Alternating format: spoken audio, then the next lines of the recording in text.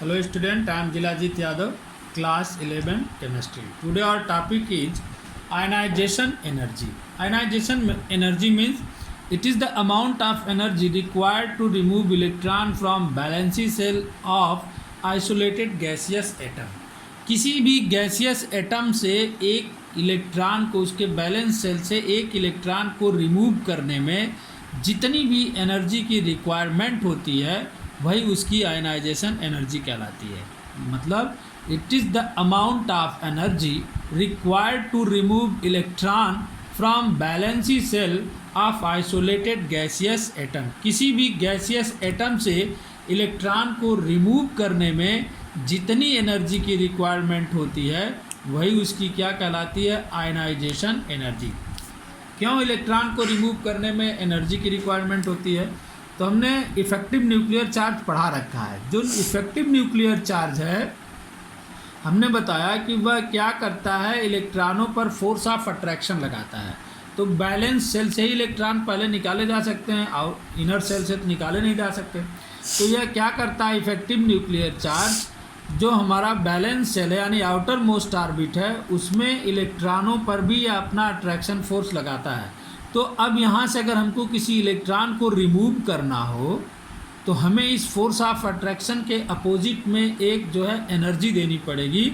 उसी एनर्जी को हम क्या बोलते हैं, आयनाइजेशन एनर्जी. आयनाइजेशन एनर्जी क्यों बोलते हैं इसको? क्योंकि जब इलेक्ट्रॉन इसमें से रिमूव कर जाएगा तो इस एटम में एक चार्ज आ जाएगा. कौन सा चार्ज आएगा? इलेक्ट्रॉन रिमूव होने पर पॉजिटिव चार्ज आता है. तो पॉजिटिव चार्ज आया तो यह आयन में कन्वर्ट हो जाएगा. इसलिए इसको हम क्या बोलते हैं, आयनाइजेशन एनर्जी. यानी कि आउटर मोस्ट ऑर्बिट से एक इलेक्ट्रॉन को रिमूव करने में हमें जितनी भी एनर्जी की रिक्वायरमेंट होगी वही उसकी क्या कहलाएगी, आयनाइजेशन एनर्जी. क्यों एनर्जी की रिक्वायरमेंट होती है? क्योंकि जो न्यूक्लियस होता है वो सभी इलेक्ट्रॉनों पर अपना अट्रैक्शन फोर्स लगाता है जिसे इफेक्टिव न्यूक्लियर चार्ज बोलते हैं. और इफेक्टिव न्यूक्लियर चार्ज क्या करता है, सभी इलेक्ट्रॉनों पर जब अट्रैक्शन फोर्स लगाएगा तो आउटर मोस्ट ऑर्बिट के इलेक्ट्रॉन पर भी अट्रैक्शन फोर्स लगाएगा. तो इस अट्रैक्शन फोर्स के अपोजिट हमें इसे एनर्जी देनी पड़ेगी ताकि इसकी टोटल एनर्जी जीरो हो जाए, जिससे यह अपने जो है ऑर्बिट में से रिमूव हो सके और जो है हमारा एटम किस में कन्वर्ट हो जाए, आयन में. किस में कन्वर्ट हो जाए, आयन में. तो इस एनर्जी को हम क्या बोलते हैं, आयनाइजेशन एनर्जी. अब इसमें भी ट्रेंड है. जैसे फर्स्ट इलेक्ट्रॉन को हमने बाहर निकाला तो उसे फर्स्ट आयनाइजेशन एनर्जी बोलेंगे.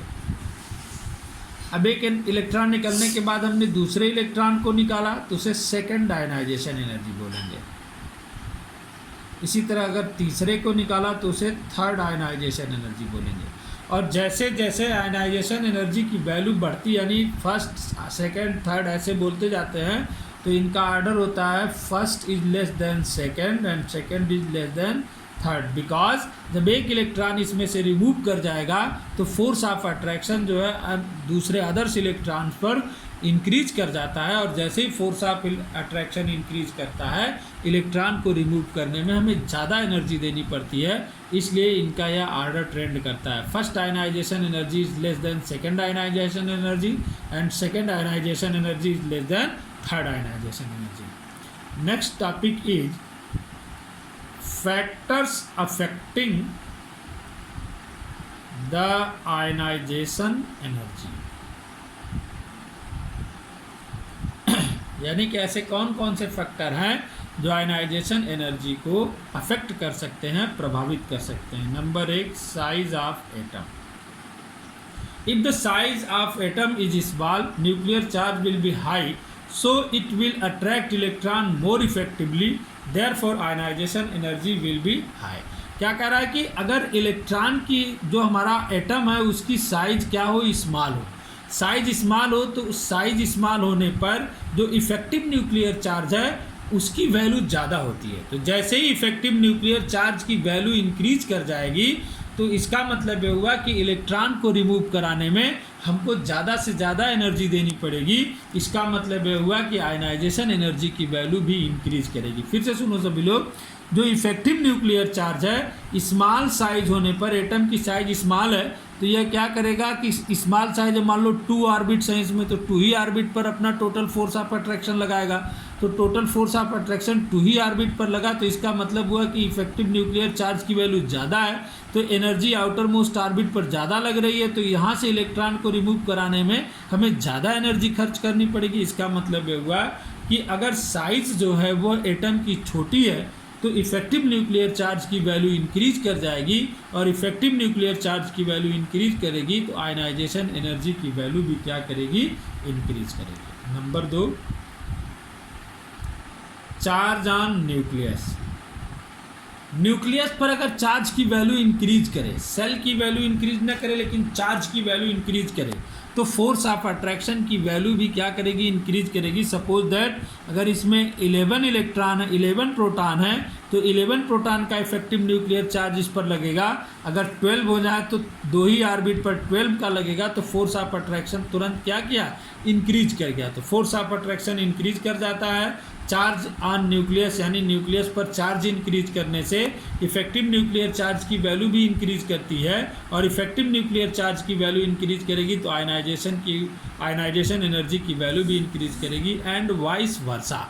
वाइस वर्सा मीन्स अगर इफेक्टिव यहाँ पर जो है न्यूक्लियस का चार्ज डिक्रीज करने लगे तो इफेक्टिव न्यूक्लियर चार्ज की वैल्यू भी डिक्रीज होने लगती है, और इफेक्टिव न्यूक्लियर चार्ज की वैल्यू डिक्रीज होने लगेगी तो ये आयनाइजेशन एनर्जी की वैल्यू भी क्या होगी, डिक्रीज करने लगेगी, क्योंकि जितना डिक्रीज करेगा उतना ही इलेक्ट्रॉन को निकालने में हमें कम एनर्जी देनी पड़ेगी। Number 3, screening effect. Screening effect या शील्डिंग इफेक्ट। शील्डिंग इफेक्ट का मतलब क्या होता है कि जितना इनर ऑर्बिटल्स फिलअप होगा उतना ही कम nuclear charge outermost orbit की तरफ जाएगा। यानी अगर इनर ऑर्बिट सब फुली फिल है, तो जो आउटर मोस्ट ऑर्बिट है वहाँ तक इफेक्टिव न्यूक्लियर चार्ज पहुँचते पहुँचते इसकी वैल्यू जो है डिक्रीज करने लगेगी। क्या करेगी, डिक्रीज करने लगेगी। तो आयनाइजेशन एनर्जी की वैल्यू भी क्या करेगी, डिक्रीज करेगी। फिर से सुनो, जितना ही इनर ऑर्बिट में इलेक्ट्रॉन अधिक होगा तो इफेक्टिव न्यूक्लियर चार्ज की वैल्यू उन इलेक्ट्रॉनों पर फोर्स ऑफ अट्रैक्शन के रूप में डिवाइड होती जाएगी, और आउटर मोस्ट ऑर्बिट पर पहुंचते पहुंचते इसकी वैल्यू क्या हो जाती है, कम हो जाती है। और आउटर मोस्ट ऑर्बिट पर पहुंचते पहुंचते वैल्यू कम होने का मतलब हुआ कि जब इफेक्टिव न्यूक्लियर चार्ज की वैल्यू डिक्रीज की तो यहाँ पर जो इलेक्ट्रॉन है उसे रिमूव कराने में हमें कम एनर्जी देनी पड़ेगी, तो आयनाइजेशन एनर्जी की वैल्यू भी क्या करेगी, डिक्रीज कर जाएगी। यानी ड्यू टू शील्डिंग इफेक्ट और screening effect the value of ionization energy is decreases if the inner orbit fully filled. अगर इनर ऑर्बिट जो है फुल्ली फिल्ड हो तो जो हमारी आउटर मोस्ट ऑर्बिट है वहाँ पर फोर्स ऑफ अट्रैक्शन की वैल्यू डिक्रीज कर जाएगी, और फोर्स ऑफ अट्रैक्शन की वैल्यू डिक्रीज करने का मतलब हुआ कि वहाँ से इलेक्ट्रॉन को रिमूव कराने में हमको आसानी हो जाएगी, और आसानी हुई तो इसका मतलब कि हमने कम एनर्जी दिया, इसका मतलब हुआ कि आयनाइजेशन एनर्जी की वैल्यू क्या करेगी, डिक्रीज कर जाएगी। अगर स्क्रीनिंग इफेक्ट की वैल्यू इंक्रीज करती है। Number 4, penetration effect. The orbitals which are closer to nucleus will experience high nuclear charge, so the penetrating effect will be in the order। जैसे हम क्या कर रहे हैं, हमारे कहने का मतलब ये हुआ कि जो ऑर्बिट न्यूक्लियस के नज़दीक होगी उस पर फोर्स ऑफ अट्रैक्शन की वैल्यू ज़्यादा होगी, क्योंकि वह पास है। जो जितना दूर होगा उस पर फोर्स ऑफ अट्रैक्शन की वैल्यू उतनी ही कम होगी। तो अब क्या होगा, जिस पर फोर्स ऑफ अट्रैक्शन की वैल्यू ज़्यादा हुई वहाँ से इलेक्ट्रॉन को रिमूव कराने में हमें ज़्यादा एनर्जी लगानी पड़ेगी। तो हमारी जो एनर्जी लेवल है, जो नज़दीक वाला हमारी ऑर्बिट है उस पर आयनाइजेशन एनर्जी की वैल्यू अधिक होगी, दूर वाले पर उतनी ही कम होगी। इसीलिए इस आर्डर में फॉलो होता है। यानी S से इलेक्ट्रॉन निकालने में हमको ज़्यादा एनर्जी लगानी पड़ती है, P से निकालने में उससे कम, D से निकालने में उससे कम, और F से निकालने में सबसे कम। Number 5, electronic configuration.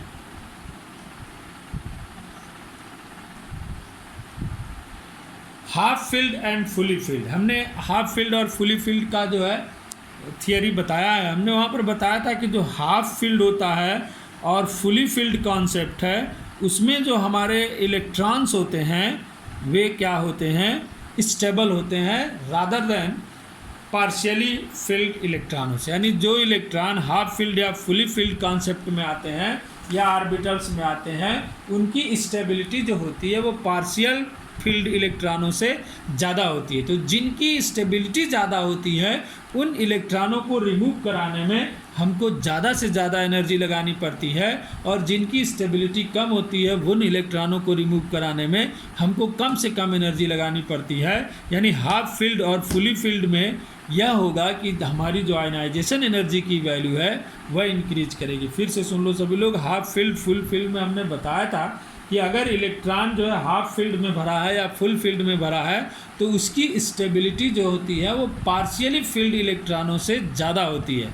तो ज़्यादा हुई, तो जब स्टेबिलिटी ज़्यादा हुई तो इसका मतलब इलेक्ट्रॉन को रिमूव कराने में हमको ज़्यादा एनर्जी लगानी पड़ेगी, और ज़्यादा एनर्जी लगानी पड़ेगी तो आयनाइजेशन एनर्जी की वैल्यू क्या कर जाएगी, इंक्रीज कर जाएगी। ट्रेंड इन पीरियड, यानी आयनाइजेशन एनर्जी की वैल्यू पीरियड में कैसे इंक्रीज करती है। तो जब हम किसी भी पीरियड में लेफ़्ट टू राइट आगे की तरफ बढ़ते हैं तो आयनाइजेशन एनर्जी की वैल्यू इंक्रीज करती है। क्यों इंक्रीज करती है? क्योंकि जब हम लेफ़्ट टू राइट किसी पीरियड में बढ़ते हैं तो जो साइज़ ऑफ एटम है वह स्मॉल होती जाती है, यानी साइज़ ऑफ एटम क्या करती है, डिक्रीज करती है। और अभी हमने बताया कि जब साइज ऑफ एटम स्मॉल होगी तो आयनाइजेशन एनर्जी की वैल्यू क्या होगी, ज़्यादा होगी। क्या होगी, ज़्यादा होगी। इसका मतलब यह हुआ कि जैसे जैसे हम किसी भी पीरियड में लेफ़्ट टू राइट आगे बढ़ते हैं आयनाइजेशन एनर्जी की वैल्यू क्या करती है, इंक्रीज करती है। क्यों इंक्रीज करती है? क्योंकि लेफ़्ट टू राइट जाने पर एटम की साइज़ डिक्रीज करती है। और ग्रुप में, जब हम किसी ग्रुप में टॉप टू बॉटम आते हैं तो साइज़ इंक्रीज करती है, और साइज़ अगर इंक्रीज करेगी तो आयनाइजेशन एनर्जी की वैल्यू क्या करेगी, डिक्रीज करेगी। क्यों डिक्रीज करेगी?